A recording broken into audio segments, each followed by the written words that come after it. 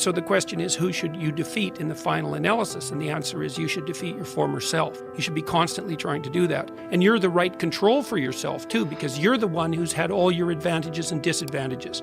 And so if you want to compete fairly with someone, then you should be competing with you. And it is the case, and this is what we were talking about too with regards to the self-improvement of the fighter. If you're improving yourself, then what you are doing is competing with your lesser self. And then you might also ask, well, what is that lesser self? And that lesser self would be resentful and bitter and aggressive and vengeance-seeking and all of those things that go along with having a negative moral character. And those are things that interfere with your ability to progress as you move forward through life. No, this is on you. You got to understand this problem. It's you. You don't get it right, it isn't going to work. And so how do you do that? Well, you start with what you have under control in your own life, because where else are you going to start? You look to yourself. Put your house in order. Don't be worried about some other person walking this satanic path. And that's what activists do all the time. It's you. It's the corporations, like it's someone else. No. It's you. And I think that's also fundamental to the Judeo-Christian doctrine, is that it's you. It's on you. Redemption's an individual matter. And so my hope is that if enough people take themselves with enough seriousness, then we won't end up in hell. Because we certainly could. It's a high probability. So it's very necessary to understand that this is why, I've been stressing this idea of personal responsibility. It's like, well, personal responsibility is to compete with yourself, is to be slightly better than yourself the next day. Yes. And better in some way that you can actually manage, and that's humility. It's right, like, well, I'm a flawed person, I've got all my problems, could I be as good as person X? It's like, not the right question. The right question is, could you be slightly better tomorrow than your currently flawed self? And the answer to that is, if you have enough humility to set the bar properly low, then you could be better tomorrow than you are today. Because what you also have to do is you have to say, well, here's all my flaws and my insufficiencies, and the best that someone that flawed and insufficient could do to improve and actually do it is this. And that's not worth going out in the street and celebrating with placards, It's like, well, this is why I tell people to clean their room. It's not going to brag to someone that you did that. But someone as insufficient as you might be able to manage it.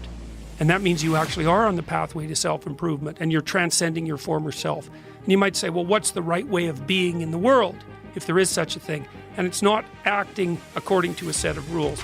It's attempting continually to transcend the flawed thing that you currently are. And what's so interesting about that is that the meaning in life is to be found in that pursuit. Right? There's always parts of yourself that you can overcome.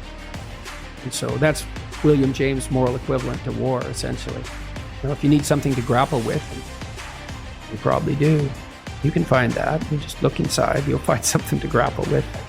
Inadequacy, weakness, susceptibility to temptation, narcissism, pride, envy, revenge, resentment, frustration, lack of faith, all of that.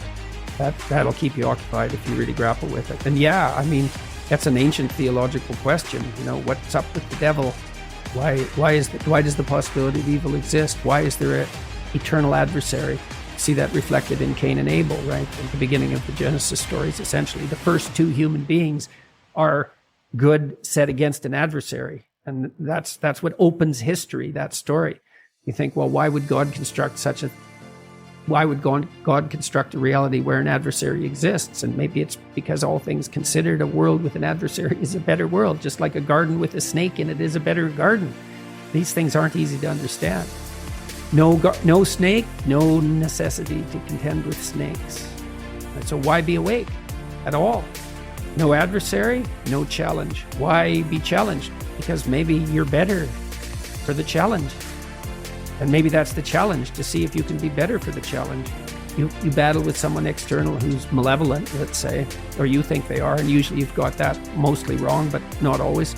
But if the battle is inside, which is where it's supposed to be, most fundamentally, then it's it is the ultimate challenge. Battle between good and evil on a playing field of chaos and order. It's the eternal game.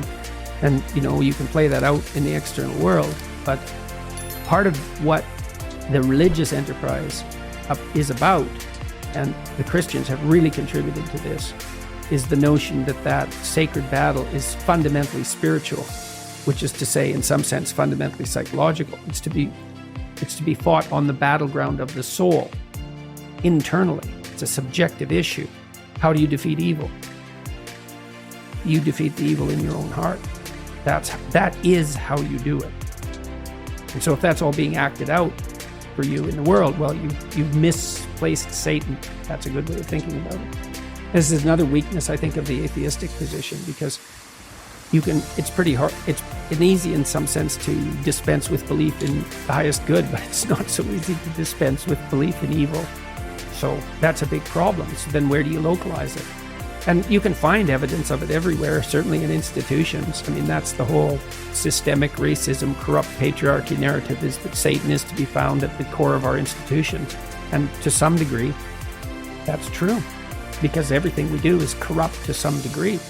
And so then do you fight it sociologically? You're the good person and the institution is Satan? So you're so good, are you? You're so sure of that, are you? You've got everything in order, or do you? And you might say, well, do you have to have everything in order before you fight evil on the sociological front? And the answer is, well, no, because you're never going to have everything in order, but you still shouldn't put the cart before the horse. It's a spiritual battle. And it's taken people thousands and thousands of years to figure this out. Now, first of all, it was the snake. What's evil? What's malevolent? The predatory reptile. Fair enough, man. I mean, we've been fighting with predatory reptiles for 60 million years as mammals. 60 million years. So it's a good first pass approximation. It's the snake, the poisonous snake, the external enemy, the predator. But what about the predator and other people? Oh yeah, that's even worse, man. It's like how predators are one thing, but predatory people, other tribes, man, they're brutal. They're brutal. Well, what about your predatory friend? Oh, that's pretty bad too. The friend who stabs you in the back, the person who betrays you, Judas. God, maybe that's the ultimate snake. Like, well, how about when you betray yourself? Oh, yeah. See, there's this association that's very strange that occurred in the development of Christian thought between the snake in the Garden of Eden and Satan. There's no indication in the original story that the snake has anything to do with the Lord of all evil. It's a very weird conclusion that's been drawn. It's almost extra biblical, because there's almost no mention of Satan in the Bible at all, much less any direct connection between the serpent and Satan. It's a very, very strange idea, but it's part of this psychologization of evil. Like, what's the ultimate predator? What's the ultimate predator? What's the enemy you harbor in your own heart who hates you? That's the ultimate predator. It's like, well, what's the ultimate locale of genuine evil? Well, the highest religious answer is, that's in you. That's the proper place to battle it out. And I think that's true. I think it's literally and metaphorically true. But what's the best thing you can do? Transcend your current wretched and miserable self. There's meaning to be found in that, and that's a meaning that's associated with responsibility. One of the things that I've been trying to lay out clearly is that life is hard. It's tainted by malevolence and betrayal. That can make you bitter. You need a meaning to offset that. Where's the meaning to be found? Not in rights, not in impulsive pleasure, but in responsibility. You take responsibility for yourself, so you take care of yourself. If you're good at it, you have some excess left over to take care of your damn family. If you're good at both of those, then you have some excess left over to take care of your community.